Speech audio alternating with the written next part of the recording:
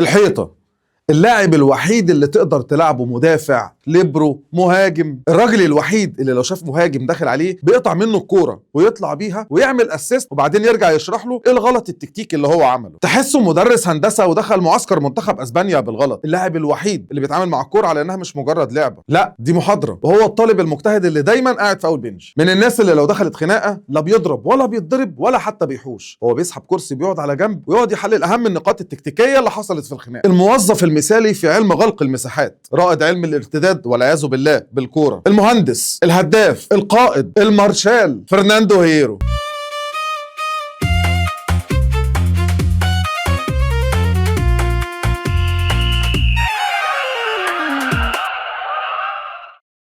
فرناندو رايز هيرو، مواليد 23 مارس 1968 في مدينة فيليث في ملقا في اسبانيا. عيلة الكورة بالنسبة لهم عنصر ثالث اساسي زي الاكل والشرب. اخوه الكبير انطونيو هيرو كان لاعب كورة، واخوه الثاني مانولو هيرو كان برضه لاعب كرة قدم، وصل لاندية شبه ريال بلد الوليد وملقا، بس برضه ما وصلش لنجاح فرناندو. عيلة كده من الاخر هتلاقي الكورة في قلب بيتهم سايبة بصمتها على ازاز نيش، بلكونة، مراية، اي حاجة. بدأ فرناندو رحلته مع ريال بلد الوليد 1987 وهو لسه 19 سنة، وخلال موسمين قدر يسجل 3 أهداف في 57 مباراة وهو بس بيلعب مدافع. سنة 1989 ريال مدريد قال له خد تعالى هنا ياض، احنا عندنا مشروع ومحتاجين لعيب يكون نص شخصية ونص صلابة ونص أهداف. أيوه هو 3 انصاص علشان تبدأ مسيرة مدافع من أعظم مدافعي أواخر القرن العشرين، واحد من أهم اللاعبين في تاريخ ريال مدريد، ومش مجرد مدافع، لا بالعكس ده كمان كقائد جوه النادي والمنتخب.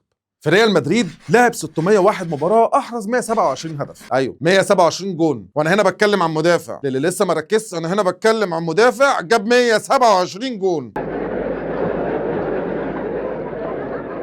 يعني المفروض يشيل ضربة ركنية، يشيل كرة من على خط الجون، يشيل مهاجم داخل انفراد على فريقه وياخد فيها طرد في وقت مش ولا بد. يعني مش يخلص الموسم وهو بينافس مهاجمين الدوري في أكل عيشهم. حقق مع ريال مدريد بطولات كتير جدا، أهمهم 3 دوري أبطال أوروبا سنة 98، سنة 2000، سنة 2002. في فترة بسيطة كده في حياة ريال مدريد كان بياخد فيها دوري أبطال أوروبا موسم وبيسيبها موسم. انت روزما وانا روزما.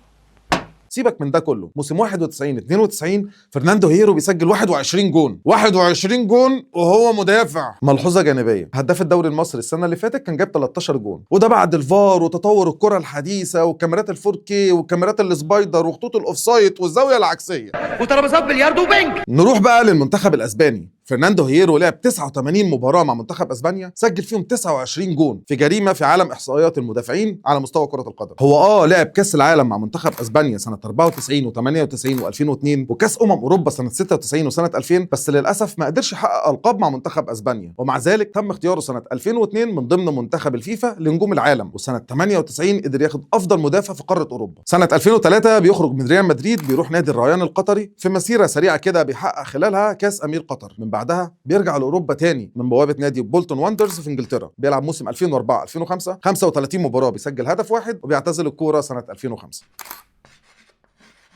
اشمعنى بقى بتكلم عن فرناندو هيرو؟ عشان لو اتكلمت عن مالديني هبقى بعمل زي بقيه الناس وما عملتش حاجه جديده، روشانه وكده. بعيدا عن ان كرة القدم بتفضل تعيد وتزيد وتعظم وتمجد في المهاجمين والاجنحة، وخاصة ان السكور والاهداف بتيجي من خلالهم، بس ايه اللي يخلي الواحد دايما يشوف ان فرناندو هيرو مدافع مطلوب؟ خليني اقول لك عن 5 نقاط مهمة عن فرناندو هيرو: التمركز، الكرات الهوائية، التدرج بالكرة، والتسديد، والخامسة ستدهشك. بعد ما لاعب كرة القدم بيتعلم اساسيات كرة القدم وازاي يلعبها برجله وكده، بيجي بقى دور اختيار المدافعين، واللي بيبقى اصعب دايما من اختيار المهاجمين. اصل كلها بتلعب كوره وهتموت وتجيب اجوان وتقلع التيشيرت وتبوس الشعار وترفع ايديها للجماهير، انما المدافع للاسف دايما بيبقى مظلوم قدام الكاميرا. اصل مفيش فينت هتعمله هتاخد بيه لقطه، ولا في شوطه هتشوطها من منطقه جزائك تخش جون الناحيه الثانيه. بالعكس بقى، ده انت كل ما هتترقص هتسمع صوت الجمهور وهو بيقول لك ييه. طب ولو حظك وحش وللاسف هتلعب مدافع، معلش يا اخويا تعال على نفسك، الملعب كله ما ينفعش يبقى ميسي. فرناندو هيرو احسن ميزه فيه كمدافع التمركز، عارف امتى يكون جنب المان بتاعه ودايما يبقى سابق بخطوه عشان المهاجم ما ياخدش افضليه عليه. مش بيعمل تاكلينج على الابيض عشان يتوسخ ويطلع يقول لك جرينتا وبتاع، لا هو بيعمل تاكلينج علشان يجيب الكوره. المدافع لازم يكون عباره عن 200% تركيز، هيرو بقى كان 300 علشان بيبص على اللعبه قبل ما تتلعب ويحضر ايه اللي هيحصل الخطوه اللي جايه. الميزه الثانيه الكرات الهوائيه. انا دلوقتي بقعد اشوف لعيبه بتنط في الهواء على اساس ان هو يجيب الكوره وكده، اول حاجه بيعملها بيفرد دراعاته لورا ويرمي جسمه لقدام ويروح رامي نفسه على الارض، قال يعني حد زقه من ورا، والحكم اول ما يشوف الكوره فجاه بيحسب فاول، مكسل يجري على اللعبه يا عيني.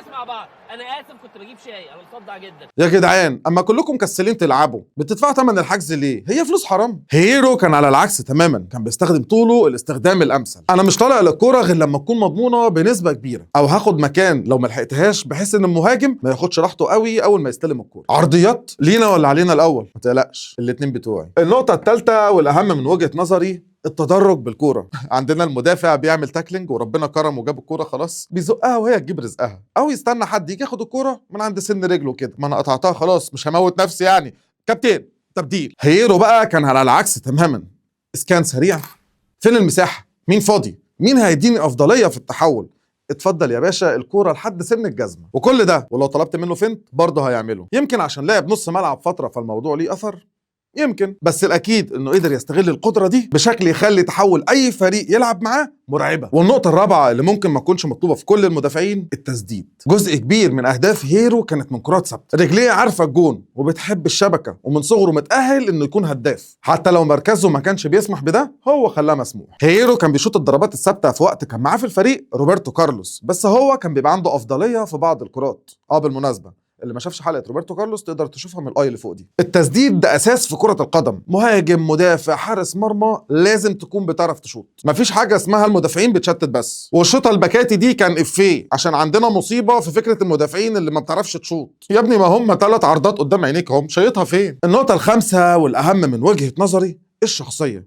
عايز تقول منتاليتي، عقليه، قياده، قول زي ما تحب. هيرو كان قلب ريال مدريد في فترته مع النادي، من الحماس كان بيرتكب اخطاء ومع ذلك كان بيحاول باستماتة انه يصلح. اصل انت لعيب كوره في الاول وفي الاخر، فالخطا كده كده وارد. هنقعد بقى نقول اصلها مش ماشيه، لا ده احنا نذبح عجل، اصل الواد ده نحس، لا يا حبيبي العب واغلط وصلح واغلط وصلح تاني، ما انت لو ما غلطتش استحاله تعرف الصح فين. هيرو لو عرف ان فريقه مذبذب اول واحد يحمس الفريق، وبالرغم من ان هو هادي وما بيحبش الجعير الا ان دايما الفرقه بتطمن بوجوده. هيرو ببساطه كان مدافع، بس من الفئه اللي تخليك تحترم الدفاع وتبطل تعتبره وظيفه الناس اللي ما بتعرفش تهاجم، لان الراجل ده كان دايما بيثبت ان الدفاع ده مش عقاب، ده فن، بس هو فن ناشف شويه. وهنا بنكون وصلنا لاخر حلقه فرناندو هيرو، وتحليل سريع كده للاعب وازاي ان اختيار المدافع ده شيء بيبقى صعب. لو عجبتك الحلقه اعمل لايك، ولو ما عجبتكش ارجوك اعمل لايك واكتب كومنت هي ما عجبتكش ليه، وما تنساش تشترك في القناه، وفي شويه لعيبه كده كنا عاملين عنهم حلقات ببص عليهم، واستنونا في حلقات تانية جديده مع كابتن كورنر.